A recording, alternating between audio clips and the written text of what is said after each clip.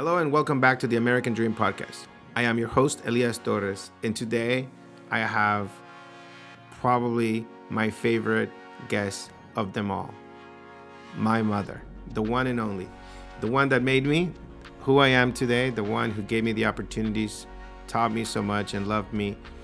And we have a very deep and personal podcast about a big milestone that we have achieved as a family since we arrived in search of our very own American dream. Please keep listening to find out more. Enjoy the show. Welcome to the American Dream Podcast. This is a special episode. One is in person. It's the first studio setting.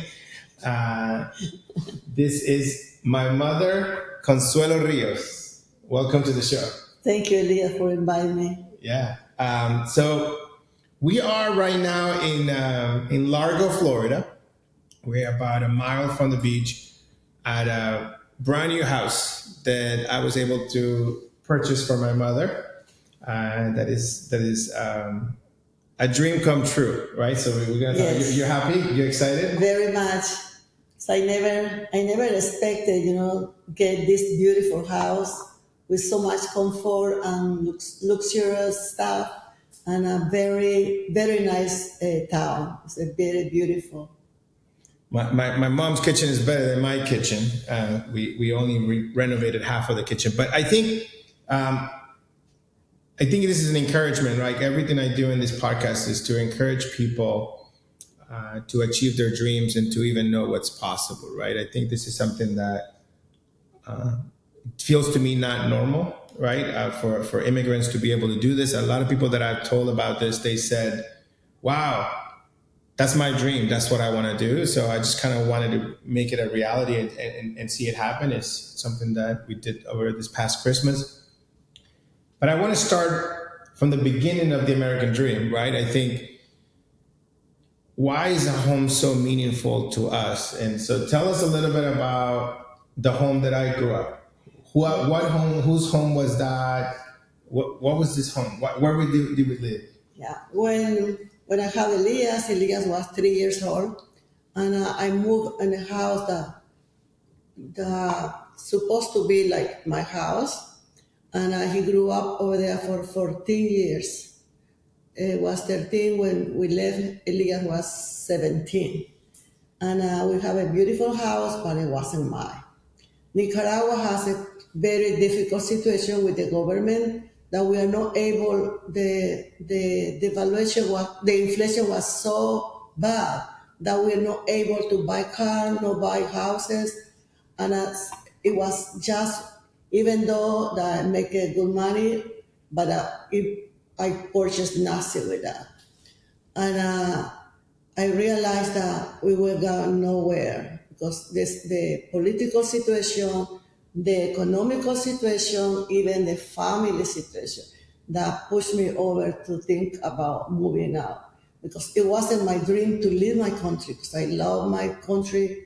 I love the way I did over there, the work I did, I love it. And I never expected to leave the country. All my sisters and brothers left the country started living since 1979, but I stayed there till 1993. See, because really, really, I didn't want to leave. Yeah. To me, it was beautiful living in my country. But when Elias was 17, I realized that we needed a different future for my children. I had 3 boys. Elias, the oldest, Mario, the second, and Larry, my youngest. In that time, he was 17, 12, and 10 years old. So I decided to move to United States. Was my only way out. My mother was citizen here in America, and I requested her to call me, and she did it. Yeah. She requested me and my children. She came in 1975 to the country. She crossed the river, the Rio Grande, with coyotes, these men that would you pay them money with the hope that they can carry you over. So she came illegally, became a citizen after being here for so long. Yeah. She was an activist helping her community. with very little English, and she ends up getting a citizenship. Yes, she did. And with that, she was able to request. But the thing is that that's kind of where my dream begins, because I lived with my dad in Nicaragua, in LA for a couple of years. Yeah, 2 years. And so that's when I tasted the United States, right? And I was like, so when I came back, 12 to 14. 12 to 14. So when I came back to Nicaragua from 14 to 17, my mom had already requested us, and we were waiting for the immigration status. We had to wait outside of the country to come. And I was dreaming every day, can we go back to this country where I saw people having businesses, having houses, having cars. I was like, Mom, we gotta go. I wanna go. And my mom was like, no, I'm happy here. But if the papers come out, maybe we give it a try. And I'm like, please take me back to the United States. It's like no coming illegally. I always say no illegal. I don't come to this country. Okay, my mother and I start the preparing all the paperwork in 1989, and in 1993, August the 3rd, we got the visa, and then they gave me 3 months. In 4 years? No. But I started the paperwork, but the real 2 3 years. Yeah. From in 1993, in August, I was called to have the interview, and they gave me 3 months to leave the country. Precisely the time that Elias need to get the graduation in high school. Yeah. The graduation was December the 2nd. We leave December the 3rd. Yeah, I graduated from high school there. Yeah, he graduated high school, and we came to America in December the 3rd, 1993. Right. So we just crossed 30 years here in the country, and so when we came with the green card, which was unbelievable, right? It's to come legally into this country. I know how hard it is for immigrants to come, that they have to wait here inside. It is. Mine was easier because of her and because of my grandmother, right? But we came legally. But what was the first job we had to do? We did some cleaning. Yeah. Yeah, because I wanted to make some money, and in my life I haven't even cleaned. And it was so hard. We went to clean a dental office. Yeah. And it was so hard. I said, Elias, please help me to throw the garbage. And he did it just one night. Wait, hold on. When I tell the story, I said I cleaned for years. No, you just one night helped me with the garbage. But hold on. This is not good having your mother on the podcast. I don't know what I'm doing. We're going to have to do some editing here. But what do you mean? What about the American General Office, the insurance office? Only Mario helped me. Oh, okay. So, jeez. Okay, so. Well, I agree with Elias. He already had a job. He went to work at McDonald's. I was smelling. I would come smelling. Yes, and he was working so hard. He went to school. After school, he went to work at McDonald's, and I had to pick him up 2 a.m. All was the cold weather in December, picking it up at 2 a.m. Because he was closing. And that's why I couldn't ask him to help me. But I did go a few times. It's on the record. The thing is that my mother is a veterinarian. Yeah. You're a veterinarian. You have a PhD. You're a doctor. You know how to cure animals. You're a pathologist. You taught at the university. You're a university professor. You're the first veterinarian woman in Nicaragua, right? Yes. So when she came here, you're like, now you have to clean and take the trash. That's why it was so hard for her, right? Yeah, but it didn't took long. After that, I started going to school to learn English, and after that, I went to Erwin to have a medical assistant courses, and I started working in the doctor office. No more cleaning.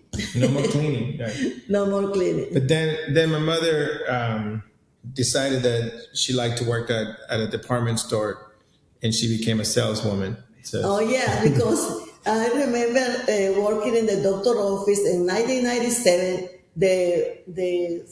The health pay was very low, and a patient might say, "Oh, you could have go to the store; they pay more." And I went, and that was true. They pay more money, and I said, "I had no responsibility. All the work in the doctor's office." And I worked in the department store for 21 years. 21 years. I just retired in 2021, and I'm enjoying my life now. And I got the gift from my son that gave me this beautiful house. Now I can really relax. Yeah. Well, let's go back. Well, you're jumping ahead. So we come here. We are cleaning offices. Then I'm working at McDonald's. I'm going to class, and then most immigrants, right? They only have the ability. We have no credit. We have no major income, no down payment. So we end up being slaves to renting, right? Renting houses, Yeah. renting apartments. So our first apartment, we had one of my aunts helped us. We lived at her house. Then we rented our first duplex. We rented this place. Then we had a subsidized apartment by the government that was like a kind of newer apartment building. And we were so excited about these places. But my mom dream begins, and she's like, whose idea was to buy a townhouse? Because they say they're going to cut the service in the house, the apartment. That's why I say we need to move. And but we didn't want to go rent in another place. That's why I decided to look for a house. So we bought that what, 97? In 1997. 97. So we came in December 93. So in about less than 3 years, about 3 years, right? I'm in college, and she works at a department store. She's a medical assistant. Yeah, the medical assistant. And we applied. I applied for a mortgage for a townhouse working at IBM part time. We were approved for $70,000. Yeah, that was the only. The condo was $75,000 or something like that. 68. 68. Okay, see, she has good memory. I wonder where the memory comes from. My memory. And so we bought this townhouse where she lived until yesterday. Yes. And so my mother, so she lived there, and so we were noticing that this past Christmas, this house is the biggest purchase I've ever made since the acquisition, since we sold the company Drift. This has been my biggest ticket item. And I was talking to my mom, and I said to her, like a year ago, like, look, it's 3 years ago. 3 years ago, I've been saying to my mom, like, we gotta move, we gotta go somewhere else.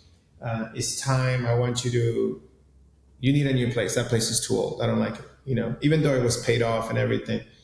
And so I said to my mom, what do you want? And my mom was like, I want to live by the beach. She said. That's why. She said. But then, as I came here, I usually come here for Christmas. My mother-in-law lives here, and so we're like, we have both my Alejandra and I. We both have our parents here, our mothers, and so we came for Christmas as we usually come.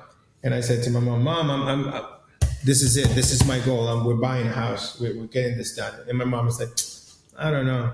You're always talking and not doing. And so she's like, but I said, I want to stay in Tampa. And she's like, I want to stay in Tampa. It's like, there's these houses right next door, that are coming up. And I'm like, no. We're going to go by the beach, and we're going to go look for something. So we did that, and we found the right balance for her. She loves gardening. She loves being outdoors. We were in the garage right now, and she said, was it? I always wanted a garage. This is the first time my mother has a garage. And so we're like, this is the first time she has a garage. And she's excited. My brother is excited. And it gives me so much joy to do that. And we found something that was a neighborhood but it's about a mile from the beach, Indian Rocks Beach, and so she can go to the beach and she can start her retirement life. There is a lot of outdoor to see park, gardening. It's a beautiful area in this one. Yeah. But anyways, I'm thinking that just sharing that with people, like how my American dream, I saw something, I think I saw a clip, I think it was Arnold Schwarzenegger or something that says, he's giving a commencement speech and he's saying like, there's no such thing as a self-made man, right? It's like self-made man implies nobody helped you and you did it all by yourself. But I'm here with my mother. She's the one who made me. She's the one who taught me everything. I come from her. I come from my grandmother. I'm exactly like them. I come from women. My mother had strong genes. Yeah. Even my granddaughter got it. If I'm smart, it's because of her. Thank you. And then the memory, the ability. My mother wanted to be an entrepreneur in Nicaragua. She tried several times. But Nicaragua is since 1979 start being destroyed. Everything, the business, the economy, the even the freedom. There's no freedom. We lost everything. That's why there is no more dream about going back to Nicaragua. It's hard. Yeah, same is happening in Venezuela and other countries in Latin America. Ecuador is happening too. A lot of danger. And like you want to start a business, you don't have credit lines, you don't have infrastructure, you don't have entrepreneurship. And besides, if you start growing, they take you out. And they take you out. They'll take your stuff. They steal it. So it's really hard. So this is something for us to, I keep repeating that this country is one of the most amazing countries in the world. It's where you can fulfill your dreams. We are in that process, and we want to help other people achieve their dreams too, inspire them. So it's an honor to be here with you. Thank you for everything. Yeah. This is not the last thing we do. Thank you. But I always say that America is, you have to don't take for granted all we have in this country, because I came from a country where everything is so hard. That's why since I came, I appreciate whatever we have it in here. Yeah. Nothing is free. We have to work hard for everything we got. 30 years in this country, we are working hard. We are saving. We are taking. We never take for granted what this country have provided for us. That's why I appreciate America, and I want the best for this country, to keep the freedom, to keep the liberty to grow the way we want to grow. I don't know. This sounds like a political party campaign endorsement. Yeah, it is. We just need the. We cannot be a human being without being a political being. We started from cleaning the offices. We started from working at McDonald's. So to me, that's why I'm always happy and thankful and excited. And you want to talk about that? Yeah. America, it was very good to me, even though in 2007 I lost my baby, my son Larry. The hardest thing was that we lost my brother in a car accident, right? He was coming home, and there was an accident. Long story, but he passed away. He died right in the accident at the scene, and so that's something that my mother has. Coming here, it hasn't been without hardships, and it hasn't been easy. It's not all roses, and not only been great things, but life is like that, right? It's complicated, and we have to be thankful, and we have to.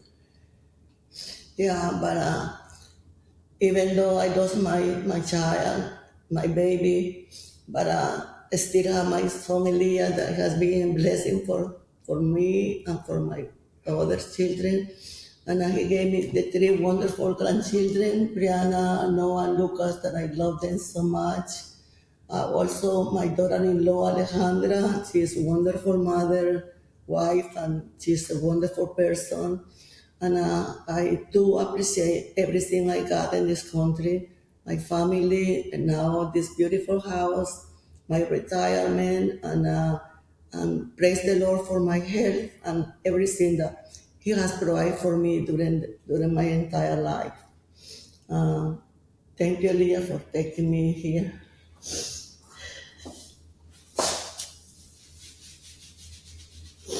This podcast got quick emotional here. I'm trying to keep myself under control, but no, just again, just sharing a little insight into the story, into the journey, into everybody's American dream, and it's not all roses, it's not all rosy, but I don't know. The immigrants, and we have the energy to keep fighting and to keep Just working. keep going every day. Keep going every day. Thank you very much, and I hope this was helpful. A little window into our kitchen, into our new home. Thank you so much. Thank you for listening to the American Dream Podcast.